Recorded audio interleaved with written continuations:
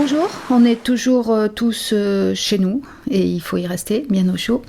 Voilà, j'ai changé d'angle pour vous montrer un petit peu mes plantes. Alors non, elles sont pas là-bas, elles sont là, voilà, ma plante, enfin non, j'en ai deux. Et parce qu'en fait, j'aimerais emmener les plus jeunes d'entre vous à Tahiti avec ce livre, Le voyage de Poema. C'est une histoire illustrée à l'époque par Claire Delvaux. Chapitre 1.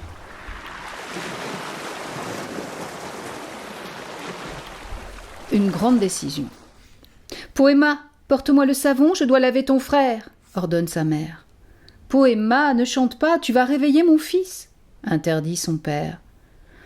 Plus de parties de cache-cache entre les palmiers, plus de courses sur la plage, ses parents n'ont plus le temps. Teiki, le bébé, a mangé le temps. Il a mangé les rires et tout le bonheur de Poema. Elle voudrait tant que tout soit comme avant. Elle était la préférée de sa mère, elle était la plus aimée de son père, et la maison était calme et gaie. Ses parents avaient choisi pour elle le prénom de Poema, ce qui veut dire perle, et même perle des mers profondes. C'est bien la preuve qu'elle seule comptait pour eux. Mais c'était avant la naissance de cet affreux bébé, Teiki, son frère. Perdu dans ses pensées, Poema trace une grande spirale sur le sable. Elle voudrait se faire toute petite et disparaître dans la mer. La mer, la voilà, la solution. Si Teiki disparaît, tous les problèmes disparaissent avec lui. Ses parents croiront qu'il a été enlevé par Hiro, le roi des voleurs, et tout redeviendra comme avant. Poema a appris très tôt à naviguer et à pêcher avec son père. Elle est la meilleure de l'école pour diriger sa pirogue, son vaha, dans le lagon. Elle emmènera Teiki loin, de l'autre côté de la barrière de corail. Elle l'abandonnera sur un îlot désert. Personne n'ira le chercher là-bas. À la tombée de la nuit, Poema prépare son départ.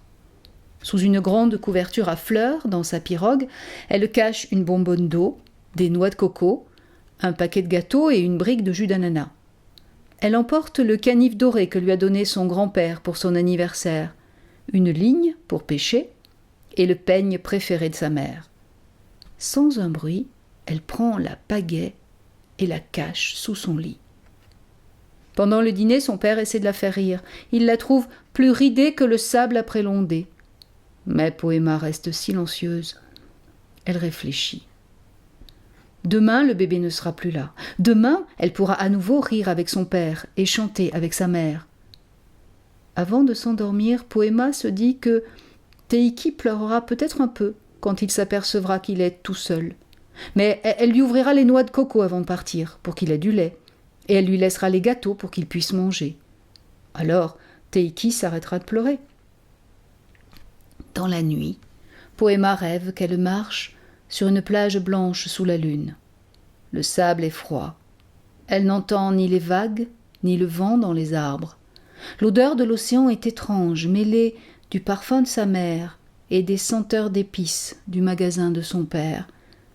Soudain, un ver géant surgit sous ses pieds et la fixe. Sa tête démesurée semble ricaner. Dans ses yeux et sa bouche ronde comme un trou béant, Poema reconnaît la noix de coco qu'elle a offerte à son frère. Elle hurle et se réveille. Elle n'appelle pas sa mère. Elle reste un moment, les yeux grands ouverts dans la nuit, à se persuader que les mugissements qu'elle entend ne sont pas ceux d'un monstre voleur d'enfants, mais seulement le bruit du frigo qui ronronne. Elle se rendort enfin, une main sous sa joue, l'autre entre ses genoux.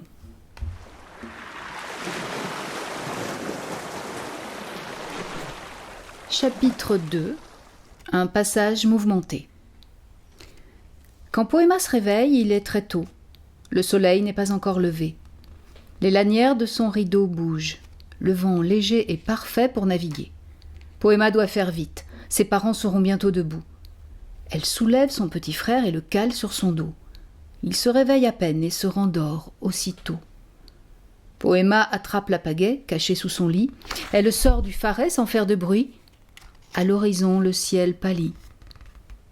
Quand la pirogue est à l'eau, le bébé bien installé, encordé pour ne pas tomber, Poëma prend un moment pour croquer un gâteau et boire la brique de jus de fruits. Le vent est doux. Les étoiles palpitent encore dans le ciel. Poëma hisse la voile comme son père le lui a montré. Le Vaha approche de la passe entre les récifs de corail. Bientôt, Poëma sortira toute seule du lagon pour la première fois de sa vie. Mais au voisinage de l'océan, le courant se fait plus fort. La pirogue tangue. La voile prend le vent dans le mauvais sens. Poëma doit l'enlever. Elle se débat avec les nœuds des cordages trop serrés. Le Vaha balance de plus en plus. Le bébé se met à pleurer. « Tais-toi, ce n'est pas le moment !» crie Poëma. Teiki hurle encore plus fort. Poëma se retourne très en colère et elle voit le rocher, droit devant la pirogue. Poëma a juste le temps de redresser le gouvernail pour l'éviter.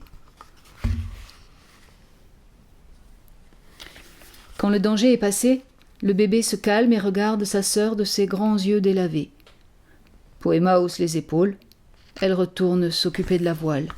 « Ne crois pas m'amadouer comme ça, hein ? Bon, d'accord, il y avait un rocher, et alors ? C'est quand même moi qui l'ai évité !»